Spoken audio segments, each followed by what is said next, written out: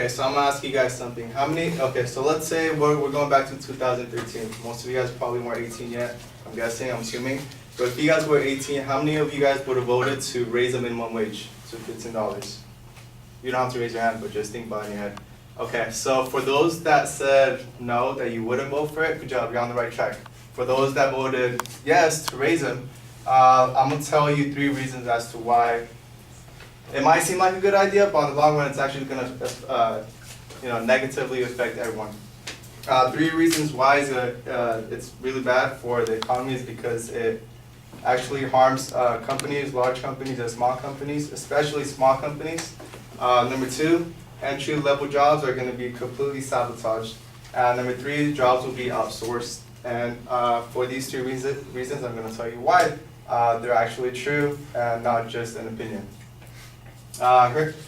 Negatively harming small companies. So the 3 reasons as to why they would actually harm small companies is because 1, it's actually going to increase the cost. So let's say your burger cost is $10 and all of your expenses, your cost of goods sold is $5. Let's say labor goes up, so now the cost goes up to $8. Now you have $2 in profit. So now the company is going to have to raise the prices, but that's going to drive off the customers, losing sales.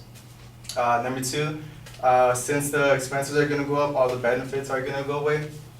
For example, my fiance, she worked at a landscape company, and because of the minimum wage went up, since all the landscapers are paid minimum wage, since the minimum wage went up, the sick time decreased from 36 hours to 24 hours. So now she has less PTO time, less time to go to a doctor's, to a dentist. Number 3, the other reason why is because simply because payroll is going to go up. Now the managers are going to be assigning less hours to each employee. For example, Wendy's, the CEO, his name is Brandon Wright. He said that he had 3 options. 3 options in response to the raise in minimum wage. 1 was to cut profit, which obviously no owner wants to ever do that. Increase price, but that's going to drive the customers away. And 3, lower wages. And ever since then, they've actually decreased the 30 hours for each Wendy's location per week. So that's kind of eliminating 2 part-time jobs. The second reason as to why raising minimum wage would be bad is because it's going to eliminate entry-level jobs. So when for example, if minimum wage is going to go up, that means the employers are going to be expecting more out of their employees. So an entry-level job, for example, in the library, I started searching up entry-level jobs. One of the titles was a junior staff accountant. So it's not even a staff accountant, it's a junior staff accountant. And required experience is actually 3 years of accounting experience. So that's the first step towards accounting, and they're actually requiring you 3 years. And to my surprise, I actually looked at the company that was doing that position, and that was actually my company. And that's exactly what I'm doing, but I don't even have the 3-year experience. I just did it because a friend got me in. But that's a completely different discussion right there.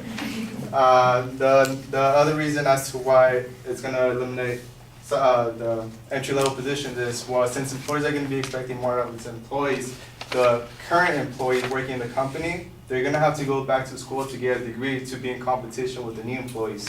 Otherwise, they're just going to get fired. The new employees are going to go in for the same pay, but with higher education, higher experience. The third reason for why increasing minimum wage is bad is outsourcing of jobs. For example, iPhones being created in China, I think they call it Foxconn, every worker is being paid $1.85 per hour. The minimum wage here in 2013 was $10. So imagine if all iPhones were being created here in the US, how expensive the iPhones would be. They're already $1,000, so they'll easily go up another $500. The number 2, automation is going to start to take place of employees. You can start seeing that already in McDonald's. I'm pretty sure you guys have seen the kiosk. Panera Bread, actually, their CEO has said that 50% of the locations already have kiosks. The third reason as to why jobs will be outsourced because of the raise of minimum wage is because all the jobs will be assigned to immigrants, which is another discussion, but for now we're sticking to that the jobs are being assigned to the immigrants. Because immigrants, when they come to the U.S., they're desperate to work, they're desperate to get paid, because whatever they get paid in the U.S. is a lot better than in the foreign country that they originally came in.